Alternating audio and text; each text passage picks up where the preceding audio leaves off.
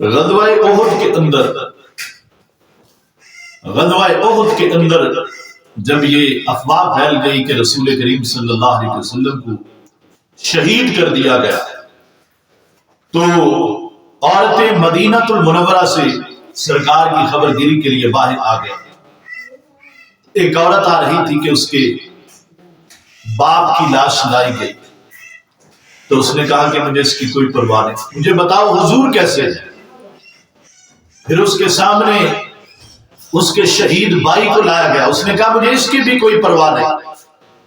یہ بتاؤ حضور کیسے ہے۔ پھر اس کے بیٹے کی لاش لائی گئی کہ اسے بھی شہید کر دیا گیا، اس نے کہا مجھے اس کی بھی کوئی پرواہ نہیں، بتاؤ سرکار کیسے ہیں۔ تو کہا گیا حضور سلامت ہے۔ تو اس نے کیا کہا، اگر حضور سلامت ہے تو کوئی غم ہمارے لیے غم نہیں، کوئی تکلیف ہمارے لیے تکلیف نہیں۔ بڑھ کے اس نے رخ روشن کو جو دیکھا تو کہا تو سلامت ہے تو سب ہیچ ہے یہ رنج و عالم، یا نبی میں بھی، باپ بھی، بیٹا بھی، برادر بھی فدا، یا نبی آپ کے ہوتے ہوئے کیا چیز ہے۔ یہ تھا انداز صحابہ کا، صحابیات کا، کہ کائنات کے ہر رشتے سے زیادہ حضور کو جانا۔ جب حضور کی ناموس کا تحفظ کیا تو ہماری مسجدیں بھی محفوظ تھی، ہمارے شعائر اسلام بھی محفوظ تھے، مسلمانوں کی بیٹیوں کی عزتیں بھی محفوظ تھی، سب کچھ سلامت تھا۔ اور ان کے فیض سے، ان کے دیے ہوئے پیغام سے جب صحابہ کی سیرت کو ہمارے مسلمانوں کی ماؤں نے اپنایا تو پھر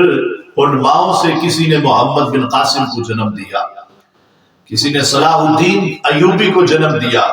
کسی نے نور الدین زنگی کو جنم دیا، ٹیپو سلطان کو جنم دیا، جنہوں نے کفر کے ایوانوں میں زلزلے برپا کیے اور اسلام کی قوت کا لوہا ساری دنیا پہ بنوایا۔ مگر آج جو انداز ہے، ہم نے دین کو پیچھے چھوڑ دیا اور اپنے رشتوں کو آگے سمجھا، ہم نے دین سے زیادہ اپنی اولادوں کی قدر کی، کہا کہ دین پیچھے ہے، اولاد کی محبت زیادہ ہے۔ اور اس کی جیتی جاگتی مثال یہ ہے کہ ہمارا دین سے، دنیا سے رویہ کیا ہے۔ دنیا کی تعلیم کے لیے ہم ہزاروں نہیں لاکھوں فیسیں بھی بھرتے ہیں، مگر جو ہمارے گھر میں آ کر کوئی حافظ قرآن بچوں کو قرآن کی تعلیم دیتا ہے تو ہم یہ چاہتے ہیں 2-4 ہزار میں کوئی لنگڑا رولا ہی حافظ مل جائے تاکہ ہمارے بچوں کو قرآن پڑھائے۔ تو یہ ہے انداز دین سے اور دنیا سے، جس کے نتیجے میں آج امت کا نوجوان طبقہ صحیح معنوں میں ناموس رسالت کے مقام کا اسے صحیح معنوں میں پتہ نہیں ہے، جس کے نتیجے میں آج مائیں محمد بن قاسم کو جنم نہیں دیتی، اداکاروں کو، ناچنے والے کنجروں کو جنم دیتی ہے، جن کی وجہ سے نہ فلسطین محفوظ رہا، نہ کشمیر محفوظ رہا۔ جب تک سیرت صحابہ کو اپنائے ہوئے تھے، اطاعت محبوب صلی اللہ علیہ وسلم میں زندگی گزرتی تھی، جہاد بھی تھا،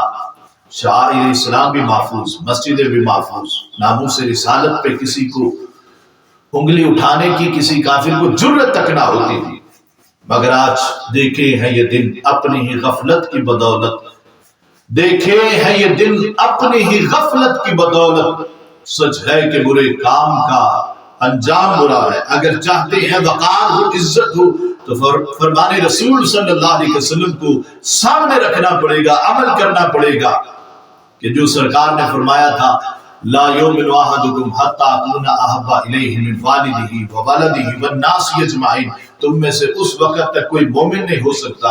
جب تک میں اس کے نزدیک اس کے والدین، اس کی اولاد، کائنات کے ہر رشتے سے زیادہ محبوب نہ ہو جاؤں۔ جب ہر مقام پہ تحفظ ناموس رسالت ہوگا تو مسلمان کا وقار ہوگا، عزت ہوگی۔